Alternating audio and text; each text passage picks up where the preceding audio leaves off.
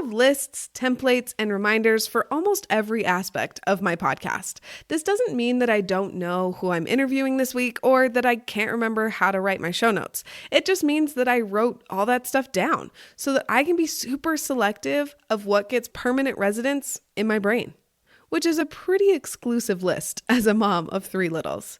Some of the things on that list are my children's birthdays, memories of hiking in Glacier National Park with Scott, and Every Word to Fearless by Taylor Swift. Hi, I'm Andy Smiley, your friendly podcast guide. I help you start and launch a podcast that is fun and fulfilling. I share tips, stories from my own journey, and insights from podcasters I admire. In this episode, I'm breaking down the steps of creating the tool that I use the most as a mom who podcasts, my podcast workout. My podcast workout? My podcast workflow. And just as a reminder, if you only have the capacity to implement one thing, at the end of the episode, I'll tell you what that one thing should be, so you don't feel overwhelmed trying to figure out where to start. Before I dive into teaching you how to create a podcast workflow, I want to tell you what it is. So a podcast workflow is a list of the things that you need to do to create a podcast episode and in what order you do those things. It really doesn't have to be something super elaborate or fancy, but this one thing is what keeps me on track and helps to make podcasting so much more doable for me as a mom who also has a podcast. The main reason that a podcast workflow makes it so much easier for me is that it gets rid of so much decision fatigue for me. So instead of having to remember what I'm supposed to do next, I don't even try. I just go straight to my podcast workflow to check and see what I'm supposed to be doing on whatever week it is. So I can look at it and be like, oh, it's week 4. That means that I will be doing a final listen through of every episode and creating the thumbnail and uploading my episodes to Spotify for creators and YouTube. Then I don't have to remember that. I just have to look and be like, oh yeah, that's what I'm doing. Past Andy set me up for success. So I don't even have to think about it. I just have to look at that and go, oh yeah, that's what I'm doing. It sounds so simple, I know, but it truly has made such a big difference for me because my brain is busy remembering other things, not remembering what I'm supposed to do on week 4 for my podcast. Before I tell you about how to create your podcast workflow, I want to tell you about my podcast Jumpstart sessions. Have you been thinking about starting a podcast, but every time you think about actually starting, questions pop up? Like, what mic do I need? How do I get my show on Apple Podcasts? What if I start and then get overwhelmed? I get it.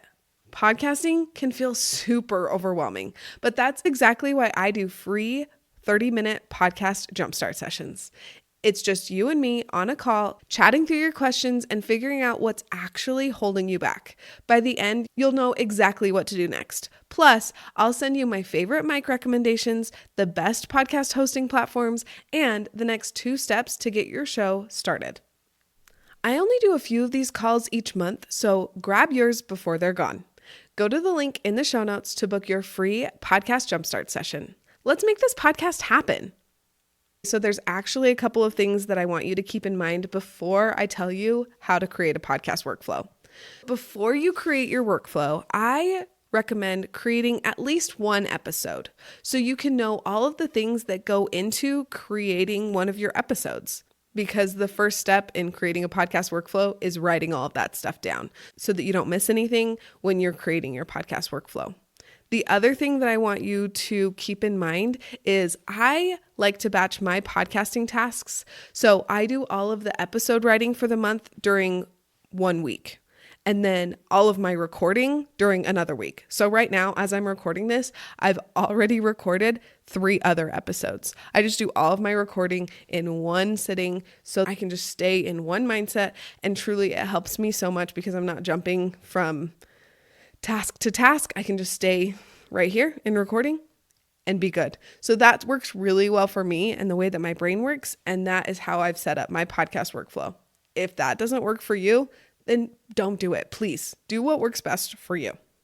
I will say, if batching sounds like something that appeals to you and something that would work really well for you, I recommend having a month's worth of episodes uploaded to your podcast hosting platform before you launch so that you can batch create your content, your episodes every single month. But if you don't have an entire month in your hosting platform before you start, then batching will be a little bit more tricky because you just need time to make sure that you get all of your stuff done. If that doesn't make sense right now, it will make more sense as I'm talking through how to create your podcast workflow.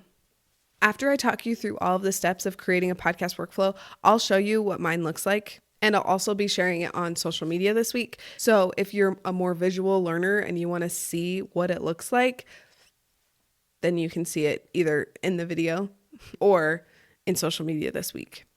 The first step to creating a podcast workflow is to write down all of the things that you do to create an episode. So these include brainstorm ideas, write episodes, record episodes, write your show notes, edit your episodes. Anything that you do to create an episode, write it down. I am a pen and paper girl, so I write everything down in a notebook.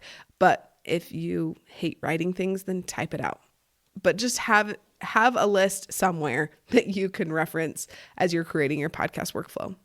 The second step to creating your podcast workflow is grouping together the things that seem to go together. So, for example, some people like to write their episode show notes right after they write their episode script, and that works really well for them. So those two would be grouped together: write script, write episode show notes. But for me, I like to write my episode show notes after I do the final listen through for my episode. So for me, writing my show notes goes with the final listen through of my episode. And that's just what works best for me. So you kind of just have to know what works best for you and group those all together, because this is for you. This isn't just to look pretty. This is to help you create the best podcast episodes possible in the least amount of time.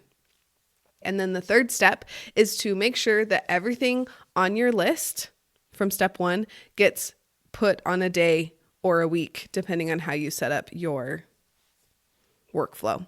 So I like to batch my podcast content, like I said before, a month at a time. So this is what my podcast workflow looks like. It's right there. I give myself a week to do all of the tasks for all of the next month's episodes. But if having a monthly podcast workflow is overwhelming or just not a good fit for you, you can also have a weekly podcast workflow. And you can do this by just choosing which day you do each task. So for example, Monday could be write episode, Tuesday, record episode, Thursday, edit episode, Friday, final listen through, write your show notes, and upload your episode. There are so many different ways that you can do a podcast workflow, and there's no wrong answer. It's just whatever works best for you. But no matter what your podcast workflow ends up looking like, you need to put it in a place that you can access it easily and see it often. So for me, I have it as a Google Doc on my computer, and I have it taped to the wall above my desk so that I don't have to search through anything. It's just right there and easy for me to access. Okay, now that you have your podcast workflow, I recommend trying it out for a month or 2. And then as you are trying it out, notice things that maybe aren't working as well as you thought they would, and then make the adjustments that need to be made so that your podcast workflow works the best for you. A podcast workflow is an amazing tool. Mine has helped me cut down on decision fatigue and helps me to stay on task without feeling overwhelmed. But my one warning is to make sure that you don't try to cling to your podcast workflow when you need to make adjustments. I can promise you that you're going to have to make adjustments sometimes because life happens and we go through different seasons of life and just seasons of the year. Like when I'm on summer break with my kids, my podcast workflow looks significantly different. Quick story. When I decided to do my transparent episode about FPG at the beginning of every month, I thought I could still record it with the other solo episodes, but I quickly learned that I was wrong and it needed its own week. So I had to make some adjustments to make my workflow work with that new type of episode. And after those adjustments, everything worked great again, but I had to make those adjustments first because trying to make it work was not working and it was so stressful. So we have to make those adjustments. And that's coming from someone that has a really hard time making adjustments to systems because I just like my structure. I like things the way they are. So if that's hard for you, I get it. I am there with you. Solidarity. But I promise that making those changes really is helpful. As I'm wrapping up this episode, here's the one thing you should implement in your podcast if you're feeling overwhelmed and not sure where to start. No matter how you end up deciding to create your podcast workflow, make sure that it is written down or typed and in a place that you can easily access. Then you don't have to go searching for it when you need a quick reminder of what you need to work on next. Will you share this episode with your friend who wants to start a podcast, but she's worried that she's going to get overwhelmed after she gets started? I can help her realize that there are plenty of tools that can help her create the podcast of her dreams without burning out. In next week's episode, I talk about the stats of April's Friendly Podcast Guide episodes and how sending an email out about each of my episodes affected my podcast. Thanks for being here, and I'll see you next week. But for me, I like to write my show notes. I like to write